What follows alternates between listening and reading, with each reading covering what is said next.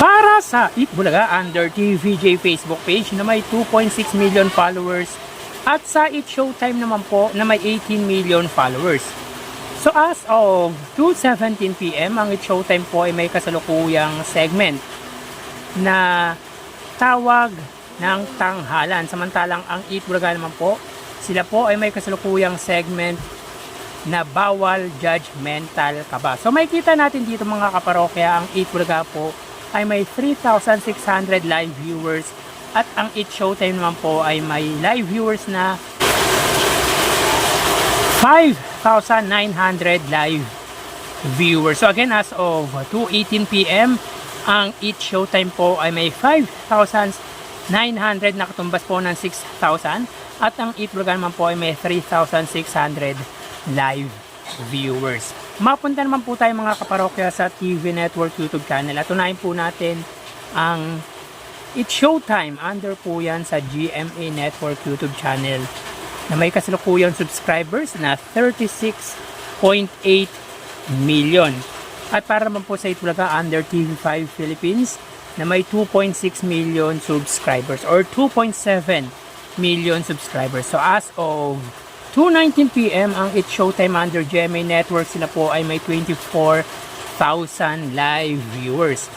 Ang Eat Bulaga naman po under TV5, sila po ay may 25,000 live viewers. So again, as of 2:19 PM, ang Eat Showtime under GMA ay may 24,000 viewers.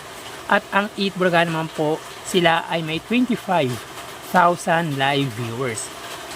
Mapunta naman po tayo sa main YouTube channel ng Dalawang Noontime Show para po sa Eat Showtime under ABS-CBN Eat Showtime na may 2.41 million subscribers at para naman po sa Eat Bulaga under Eat Bulaga TVJ YouTube channel na may kasalukuyang subscribers na 1.14 million. So as of 2:20, ang Eat Showtime po, sila ay may 63,000 live viewers.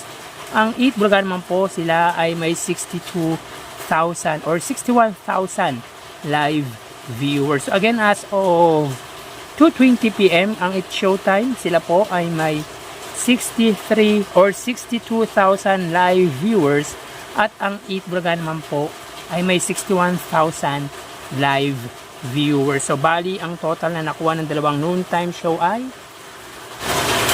mga kaparokya, bago natin bigyan total live viewers ng Dalawang Noontime Show, ay humiling ako na pakisubscribe ang aking YouTube channel.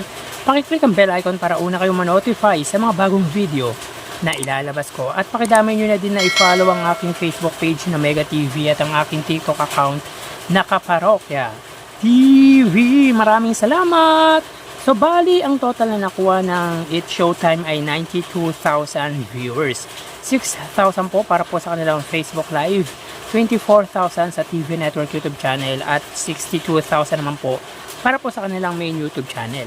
Ang Eat Bulaga naman po ay may 89,000 total live viewers kung saan ang 3,000 dito ay mula sa kanilang Facebook Live, 25,000 sa TV Network YouTube channel at 61,000 naman po para po sa kanilang main YouTube channel. So again mga kaparokya, ang Eat Bulaga po ay may 89,000 total live viewers at ang Eat Showtime naman po ay may 92,000 total live viewers. Yan po lumalabas sa kanilang online viewership as of 2:22 PM. At bukas po ay matutunghayan nyo na naman ang panibagong yugto ng ating online viewership ng Dalawang Noontime Show. Magpapaalam na po ako. Magsiingat po tayo mga kaparokya. Thank you and God bless.